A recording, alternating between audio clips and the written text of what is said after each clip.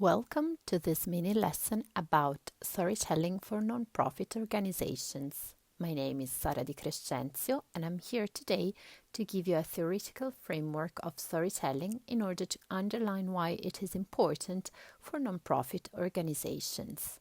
We have very little time to explore an extremely complex matter, so I'm going to try and provide you with some key elements which, of course, won't be discussed thoroughly, but will definitely give you a general idea and also food for thoughts. So we're going to talk about definitions of storytelling, evolution of storytelling, the importance of stories, stories as universals, the interactive communication model, tone of voice, what makes a story a good story, and examples. Let's start with the first key point. What is storytelling? According to Cambridge Dictionary, storytelling is the activity of writing, telling, or reading stories. However, we need to go a bit deeper, and even though there are billions of different definitions of storytelling, I believe we can settle for the following. Storytelling is the social and cultural activity of sharing stories, sometimes with improvisation, theatrics, or embellishment. Every culture has its own stories or narratives, which are shared as a means of entertainment, education, cultural preservation, or to instill moral values. Crucial elements of stories and storytelling include plot, characters, and narrative point of view. The term storytelling can refer specifically to oral storytelling, but also broadly to techniques used in other media to unfold or disclose the narrative of a story. Now that we know what storytelling is, let's have a look at how the art of telling stories developed through the centuries. Here is a timeline which underlines 7 milestones in the development of human communication. It all started with language and pictograms, then came writing, printing, telegraph and telephone, photography and motion picture, radio, television, digital media, mobile media, and social media.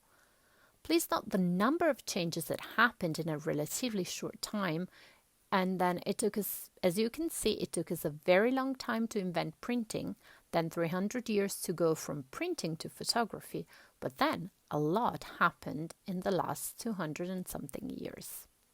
Basically, as humans, we've been telling stories to each other since the very beginning, and that alone should give us an idea of how important stories are for human beings. Which brings us to the next slide. Stories are used to organize our thoughts, dreams, and memories. We use stories to talk about what happens to us and to make sense of the world. Stories carry feelings and meanings and have been used since the beginning of times to create a community. So it is no wonder that our brains are much more engaged by stories than by facts and data alone. The pictures on this slide show 3 books you should definitely read in order to find out more about narrative thinking. Over the year, many scholars have studied the structure of narrative, and some of them found that there is a limited number of plots which fall into some given categories.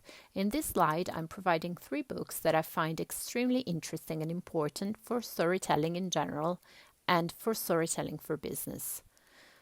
So far, we've seen that stories are extremely important for human beings. We've also learned that there are narrative universals and that stories can be told using different media. 2 more things before we draw our conclusions. First of all, when it comes to using storytelling for organizations, always keep in mind that you should get to know your receivers extremely well in order to tell them the story they want and need to hear. Once you've studied your public and decided the story you want to tell, don't forget to choose your tone of voice. In literature, the tone of voice, TOV, refers to the author's feeling towards the subject as expressed through the writing itself. Writing for the web is obviously different from writing prose. Still, every scrap of writing on a page or social media contributes to the tone of voice we're using to speak to our users. To recap, when it comes to storytelling for organizations, here's a checklist to give you a general idea of what makes a story a good story. First of all, it has a good rhythm. Then it takes into account your receiver, which means you've studied your public and you know what they need, what they like, but also what they're afraid of or what type of information they're looking for. Your story must explain very well your mission, your vision, your services. Your story must take into account the historical period we're living in. And finally, your story must be told in a way that represents you best.